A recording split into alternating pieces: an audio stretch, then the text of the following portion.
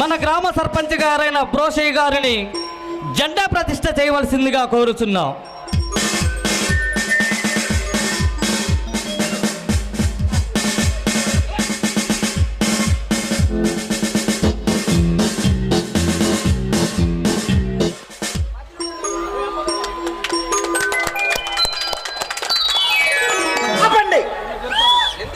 ఎందుకలా చప్పట్లు కొట్టుకుంటారు? ఏం సాధించారని? అదేం సత్యం అలా అంటావు? తెల్లవాళ్ళని ఎదిరించి ఎంతో మంది ప్రాణాలను అర్పించి స్వరాజ్యాన్ని సంపాదించావు. ఇంతకన్నా ఇంకేం సాధించాలి? మనం చేయగలిగింది, మనకు చేతనైంది అది ఒక్కటే. చెట్టు పేరు చెప్పుకొని కాయలు అమ్ముకోవడమేగా. అంటే ఎక్కడ వేసిన గొంగలి అక్కడే ఉందన్నట్టు. స్వాతంత్రం వచ్చి 75 సంవత్సరాలైనా మా బ్రతుకులు ఇలాగే ఉన్నాయి. పేదవాడు పేదవాడిగా మిగిలిపోతున్నాడే తప్ప కనీసం సంఘంలో మనిషిగా, సమాజంలో బాధ్యత గల వ్యక్తిగా తలెత్తుకు తిరిగే అవకాశమే లేదు. ఈ స్వాతంత్రం వల్ల కొత్త పెట్టుబడిదారి సంస్థలు మరింత సంపన్నమవుతున్నాయి. ఇలాంటి పెద్ద మనుషులై పెత్తనాలు చలాయిస్తున్నారు. అమాయకులైన పేద ప్రజల్ని మోసం చేసి నోట్లను ఆశ చూపి ఓట్లు కొని సీటునెక్కి మీ ఇష్టం వచ్చినట్టు పరిపాలిస్తున్నారు. చూడు సత్యం, ఇప్పుడు నీకు మాత్రం ఏం తక్కువ నువ్వు అలా ఉద్రేకపడుతున్నావు? ఇది ఉద్రేకం కాదు బ్రోషయ్య గారు. ఇప్పుడు నేను అన్న ప్రతి మాట వాస్తవం. మా పేదవాళ్ళకి ఏం తక్కువ మీకు తెలియదా? మన దేశపు వనరులను కొట్టగలుగుతున్నారని, మన శ్రమజీవుల కష్టాన్ని చౌకగా కాజేస్తున్నారని బ్రిటిష్ సామ్రాజ్యవాదులను తరిమి కొట్టి స్వాతంత్రం సంపాదించుకున్నాం. కానీ ఈ స్వాతంత్రం వల్ల మనం ఏం సాధించాం? పగలంతా కష్టపడి పనిచేసిన, తినటానికి తిండి లేక, కట్టుకొని బట్టలు లేక, కనీసం తలదాచుకొని పూరి గుడిసైనా లేక నానా బాధలు పడుతుంటే దేశం ప్రగతి పథంలో పయనిస్తుంది. మన దేశం ఎంతో అభివృద్ధి చెందిందని ప్రభుత్వం నినాదాలు చేస్తుంది. ఎప్పుడు ఎక్కడ ప్రతి ఒక్కటి అమ్మబోతే అడవి, కొనబోతే కొరివిలా తయారైంది. రోజు రోజుకు ఆకాశాన్ని అంటుకునే అధిక ధరలు, అద్దులేని నిరుద్యోగం, కండలు కరిగేలా కష్టపడి పనిచేసిన ఇక్కడి మెతుకులు కూడా దొరకడం కష్టంగా ఉంది.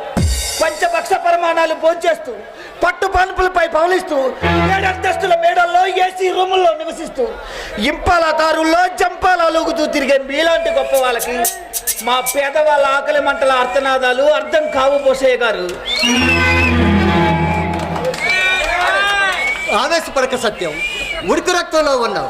ఇప్పుడు మీకు మాత్రం ఏం తక్కువని? కాలేజీ సీట్లలోనూ రిజర్వేషన్లు అన్ని ప్రభుత్వం ఫీజు రద్దు చేసింది. ఉండేందుకు అనుకూలంగా హాస్టల్ వసతి కూడా కల్పిస్తుంది. ఇంతకన్నా ఇంకేం కావాలి? రిజర్వేషన్ పేరుకు మాత్రమే ఆ రిజర్వేషన్. తీరా చూస్తే ఆ ఉన్న ఒక్క పోస్టు ఏ మినిస్టర్ గారి మేనలుడుకో, లేక వేలకు వేలు లంచం పడేసే మీలాంటి ధనవంతులకు మాకన్నా ముందుగానే రిజర్వేషన్ అయి ఉంటుంది. ఉద్యమ నాయకుల స్వార్థ పాలనలో ఈ దేశం లుకలుకలాడే పురుగుల పుండుగా తయారైంది.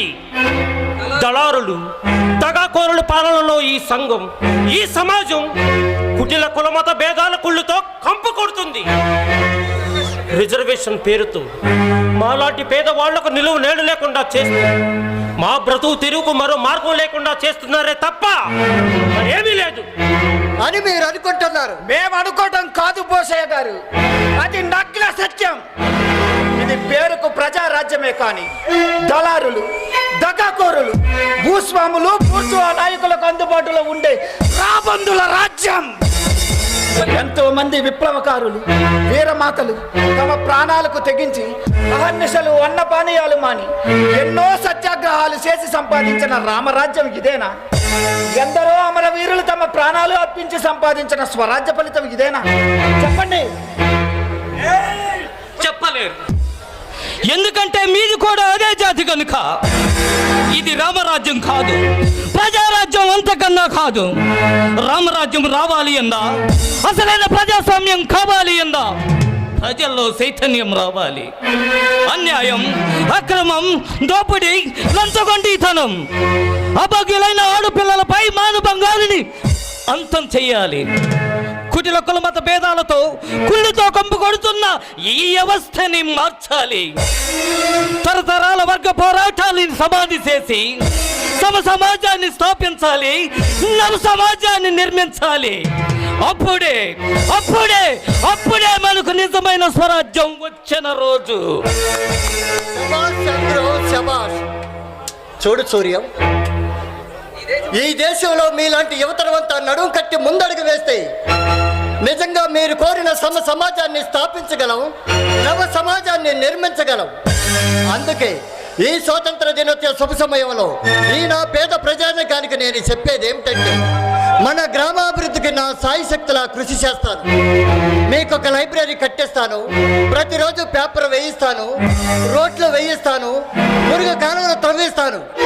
వీలైనంత త్వరలో మీ గూడానికి ఒక కరెంటు తెప్పిస్తాను. ఇకపోతే పాడి పరిశ్రమ అభివృద్ధి పథకం కింద ఇంటింటికి ఒక పాడి గేదె లోనులో ఇప్పిస్తానని, కులమత వర్గ భేదం లేకుండా కులాంతర వివాహాలను ప్రోత్సహిస్తానని మీ అందరికీ తెలియజేస్తూ ఈ కార్యక్రమాన్ని ఏర్పాటు చేసిన మన యువతరానికి మరొక్కసారి కృతజ్ఞతలు తెలుపుతూ ఇంతటితో విరమిస్తున్నాను. జై హింద్.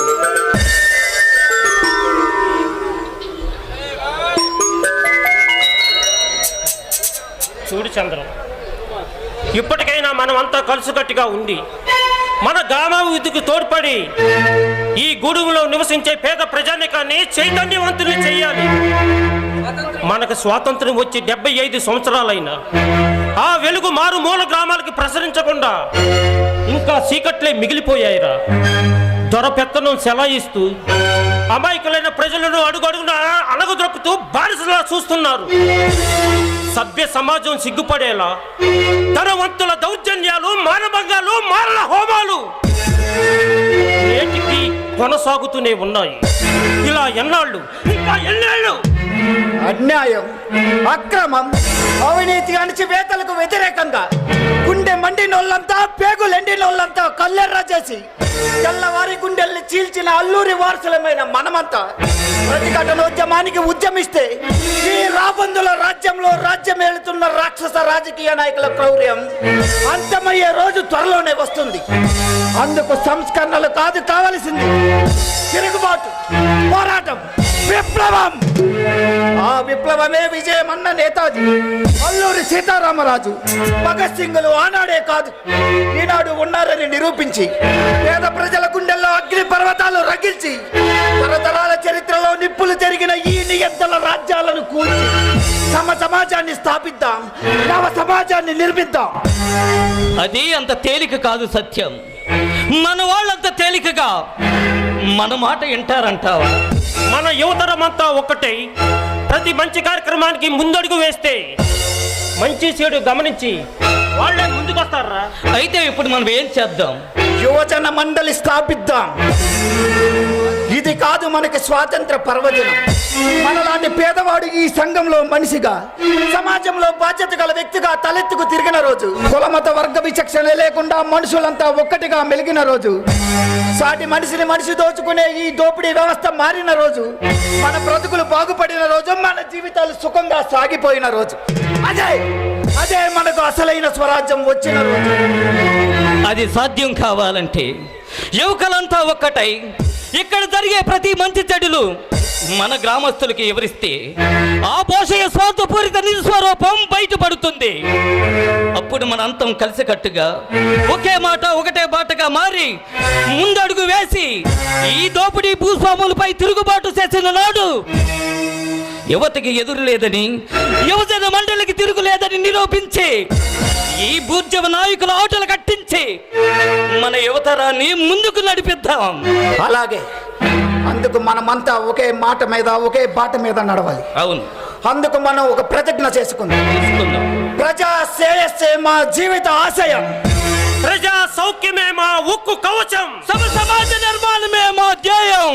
బొట్టు బొట్టుగా మా రక్తాన్ని చిందిస్తాం.